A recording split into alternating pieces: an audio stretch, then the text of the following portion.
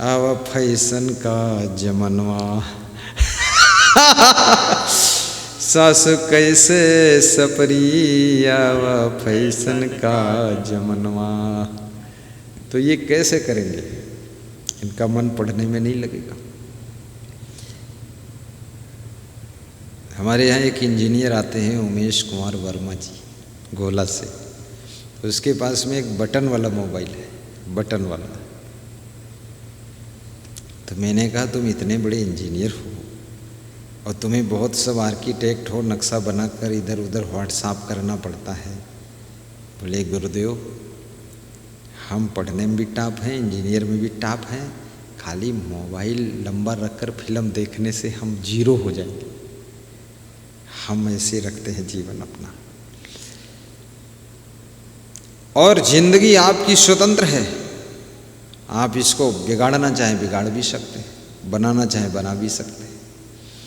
समय 24 घंटे से ज़्यादा नहीं है।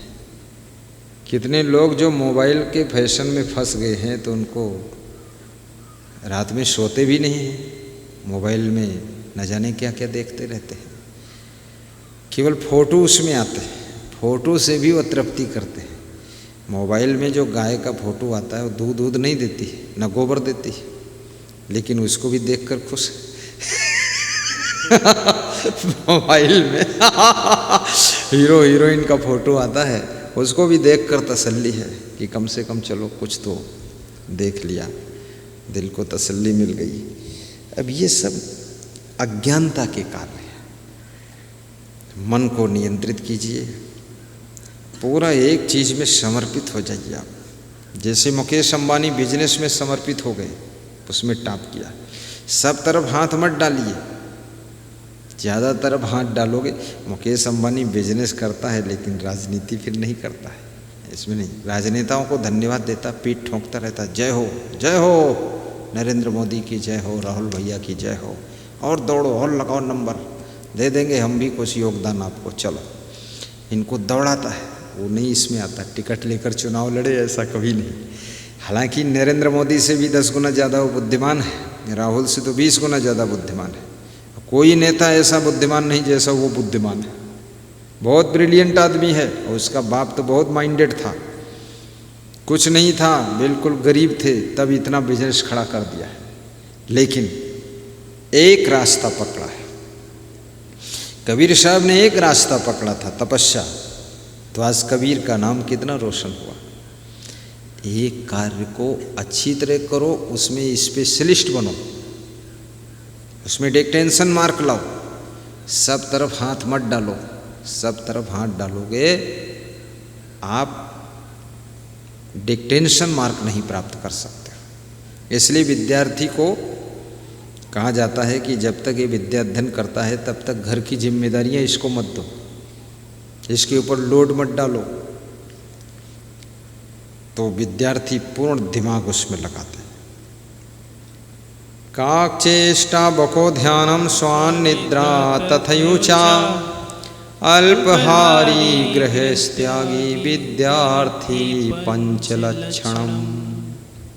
विप्रमाने कृष्णदत्त पंडित हाथ जोड़कर कहते हैं, हे प्रभु, हे देव ऋषि नारद, मेरी अभिलाषा को पूर्ण कीजिए और मुझे गुरु मंत्र दीजिए। दीक्षा लिहे सरी मम काजू, ताते विनय कीन मैयाजू। गुरु दीक्षा लेने से मेरा कल्याण होगा, इसलिए मैंने आज आपसे दीक्षा लेने के लिए प्रार्थना किया है। प्रभु मुझे दीक्षा दीजिए। कहे नारद तुझ आओ नहाई, तब तुम का हरि नाम सुनाई। हे नारद जी, तुम स्नान करके आओ, तब तुमको हम गुरु मंत्र सुना देंगे। सुनि मुनि बचन विप्र हर्षाना, पुर तट सरिता चलो नहाना। उसके नगर के पड़ोस में नदी थी, वहाँ स्नान करने के लिए पंडित कृष्णदत्त चल देते हैं।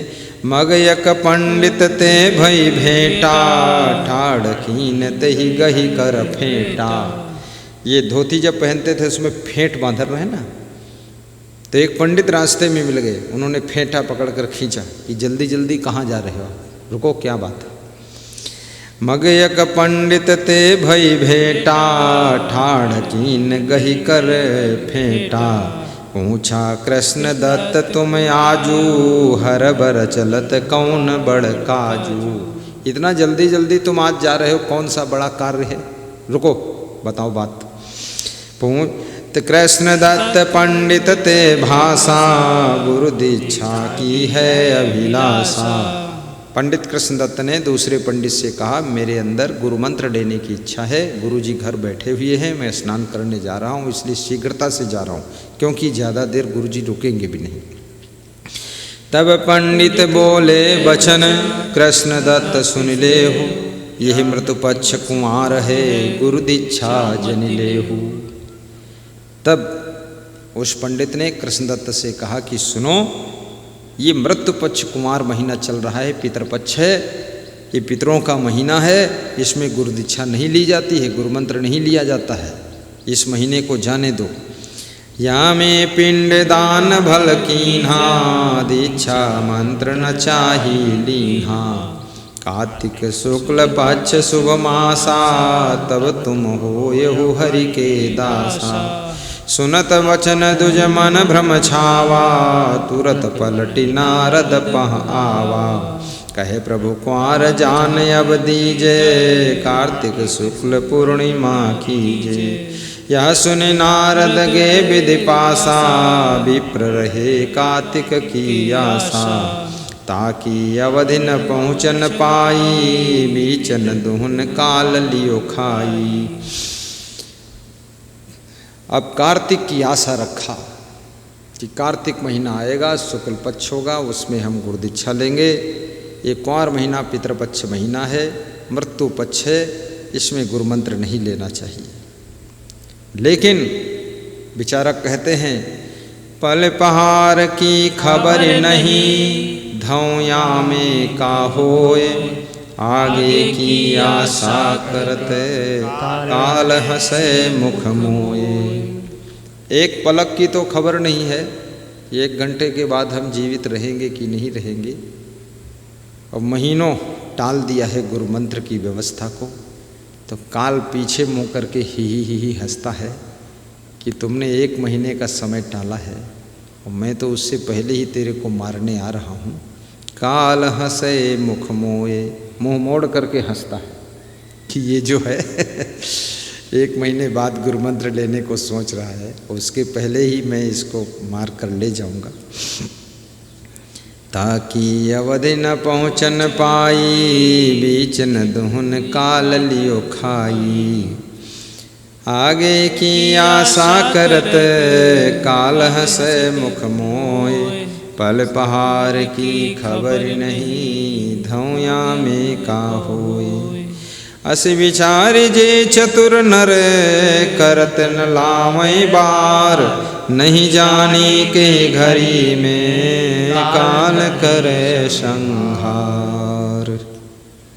ऐसा विचार कर जो बुद्धिमान मनुष्य हैं, वे अच्छे कार्य करने में देरी नहीं करते हैं, क्योंकि न जाने किस घड़ी में काल आकर के हमें मार ले, हमारा संहार कर दे। इसलिए अच्छे कार्यों को टालना नहीं चाहिए, उनको जितना शीघ्र हो सके उतना शीघ्र कर देना चाहिए, क्योंकि जिंदगी की एक पलक की खबर नहीं है कि एक क्षण के बाद क्या होगा। मृत्यु हो सकती है, शरीर शांत हो सकता है, फिर आगे की इतनी बड़ी आशा करना, आत्मकल्याण के कार्य को टालना, ये बुद्धिमानी नहीं है। परंतु पंडित कृष्णदत्त का मन भ्रमित हो जाता है, वो वापस लौट आते हैं। नारद जी से कहते हैं कि अभी गुरु मंत्र हम नहीं लेंगे, ये कुंवर महीना है, पितृपक्ष महीना है, शुक्ल पक्ष कार्तिक महीना आने दीजिए, अभी आप वापस जाइए, फिर आना तब गुरु मंत्र लेंगे।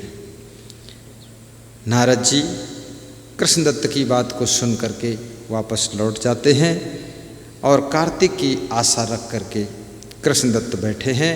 कार्तिक महीना आता भी नहीं है, उससे पहले ही उनका काल आ जाता है और उनकी मृत्यु हो जाती है। पति पत्नी दोनों समाप्त हो जाते हैं। तो शौनक जी सूत जी से पूछते हैं कि हे सूत जी, मैं ये जानना चाहता हूँ, ये दोनों पति पत्नी मर करके इनकी आत्मा कहाँ गई है। कहे सौनक मुनि कहाँ बखानी, तनु तजी कहाँ गए दो प्राणी। शरीर छोड़कर ये दोनों प्राणी कहाँ चले गए, कहाँ जन्म हुआ। कहा सूत सुंदर दुज नारी, चढ़े विमान हरि लोक पधारी। हे सूत जी ने कहा, हे शौनक जी, जो पंडित कृष्णदत्त की पत्नी थी सुंदरी, उसने भक्ति किया था, सत्संग सुना था, सत्कर्म किया था, जिसके प्रभाव के उपलक्ष्य में वो भगवान के विमान पर बैठ करके हरि लोक पधार गई है। बोले और पंडित जी कहाँ गए जो गुरु मंत्र नहीं लिए थे वो। तो विप्र गयो यम के दरबारा, पाप पुण्य का भयो विचारा। और वो दो पंडित कृष्णदत्त थे, उन्होंने गुरु मंत्र नहीं लिया, गुरु दीक्षा नहीं लिया, वो यमराज के दरबार में पहुँचे। उनको यमदूत पकड़ के यमराज के दरबार में ले गए और उनके कर्मों का खाता खोला गया और पाप पुण्य का विचार किया जा रहा है। यमते क्षेत्र गोपेत्र बखाना, इन बहु कीन पुण्य रुदाना। और यमराज से चित्र गोपेत्र ने वर्णन किया कि इस ब्राह्मण ने बहुत दान पुण्य किया है, आदमी अच्छा है। जब ते जाय देहीन धारी, उभय पाप कीन है अति भारी। और जब से इनको मनुष्य जीवन मिला है तब से इन्होंने दो बहुत बड़े बड़े पाप किए हैं। बोले क्या। एक बार इन यज्ञ जो कीन्हा, सब विप्रन कहा न्योता दीन्हा। एक बार इन्होंने बहुत बड़ा यज्ञ किया था तो सभी ब्राह्मणों को निमंत्रण दिया था और सभी ब्राह्मण साधु संत समाये, लेकिन तहाँ एक हरिजन चलियावा, कृष्ण दत्त ते बचन सुनावा। और वहाँ एक हरिजन माने साधु, एक साधु आया, अपने मन से आ गया, बिना न्योता आ गया। तो उसने पंडित कृष्णदत्त से कहा कि एक बात सुनो पंडित जी, हम हैं क्षुधावंत दुजराई, कछु भोजन मोहि देहु मंगाई। हे पंडित जी, हम भूखे हैं, इतना बड़ा यज्ञ हो रहा है, बड़ी भीड़ भाड़ है, लेकिन हमारे लिए कुछ भोजन मंगा दो, हम खा लें। ये तो सब खैर बड़ा भंडारा आपका चलता रहेगा। हम हैं क्षुधावंत दुजराई, कछु भोजन मुहि देहु मंगाई। अस सुनि विप्र क्रोध कियो भारी, अनुचित वचन कहो दुई चारी। इतना सुन करके उस साधु के ऊपर पंडित कृष्णदत्त ने बहुत क्रोध किया और दो चार कटु वचन सुनाया, दो चार गाली दे दी कि भिखमंगा कहीं का यहाँ आया है खाने के लिए, ऐसे कुछ बोल दिया। तो एक तो ये पाप बहुत बड़ा हो गया। सुनि कटु बचन गयो उठ साधु, तेहि ते यही पर भाय अपराधु। और इनके कठोर वचनों को सुन करके वो साधु भूखा उठ करके चला गया, इसलिए ये एक बहुत बड़ा पाप अपराध इनसे हो गया। बोले दूसरा अपराध क्या हुआ। बोले दूसरा ये हुआ, सुनि कटु बचन गयो उठ साधु, तेहि ते यही पर भाय अपराधु। हरिजन जासु यज्ञ महायावे, मिलय नयसन क्षुदित फिर जावे। ताकि पुण्य सकल घट जाई, बहुरी पाप होवे अधिकाई। जिसके यज्ञ में, जिसके कार्यक्रम में कोई साधु संत महान संत आ जाए और वो भूखा वहाँ से वापस लौट जाए और उसको कटु वचन कोई बोल दे, तो ऐसा करने वाले के पुण्य सभी घट जाते हैं और उसके पाप बढ़ जाते हैं। तो ये गलती इनसे एक हुई, इस कारण जो है इनको यमराज के दरबार में लाया गया। बोले दूसरा पाप क्या हुआ। बोले दूसरा, जब इनकी पत्नी ने गुरुमंत्र लिया तब इन्होंने अपनी पत्नी को बहुत डांटा था, फटकारा था, कहा था मैं मारूंगा, तेरा गला काट दूंगा, ये कर दूंगा, वो कर दूंगा। तो उससे भी जो इनके थोड़ी पुण्य बची थी वो भी नष्ट हो गई थी। दूसर जब सुंदरी गुरु कीन्हा, तेहि लखी इने अति डाट ही लीन्हा। ताते पुण्य छीण भई सारी, थोड़ी एक रही है बाकी। थोड़ी पुण्य इनकी बची है, बाकी सब पुण्य नष्ट हो गई। इन्होंने किया तो बहुत अच्छा था, दान पुण्य यज्ञ भी किया, लेकिन दो गलतियां कर दिया। सुन बोले यम आहि राज देहु गज देह अब। तो यमराज ने फैसला सुना दिया कि इसको जो पाप का फल, इसको हाथी के शरीर में, हाथी की योनि में जन्म होना चाहिए इसका, और हाथी की योनि में जन्म ले करके फिर ये किसी राजा के द्वार पर इसको जाना चाहिए और वहाँ ये अपना फल भोगेगा, कर्म फल। सुनि बोले यम याहि राज देहु गज देह अब, निज फल भोगी जाए आप कहूँ नृप के भवन। किसी राजा के भवन में ये हाथी का बच्चा पकड़कर जब जाएगा और इसकी पीठ पर 4-6 लोग बैठेंगे, तभी अपने कर्म का फल भोगेगा। इसका हमने कर्म फल फाइनल कर दिया है। ऐसे कहीं धर्म विपिन जन भावा, कृष्ण दत्त गज का तनु पावा। कछुक दिवस बन माहि बितायो, पुनि नृपचंद्र सेन गृह आयो।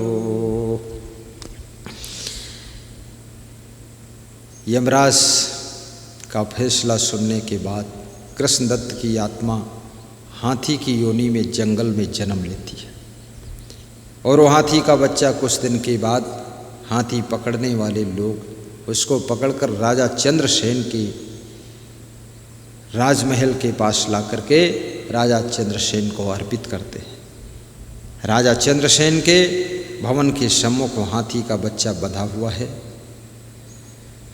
चंद्रसेन कुरुक्षेत्र के राजा, जिनके सदा धर्म कर साजा। और कुरुक्षेत्र जहाँ महाभारत युद्ध हुआ था, वहाँ के राजा थे चंद्रसेन, जो हमेशा धार्मिक कार्यक्रम कुछ न कुछ करते रहते थे। दान पुण्य भंडारा, सत्संग समागम, साधु संतों की सेवा आदि, गरीबों का सहयोग करते रहते थे।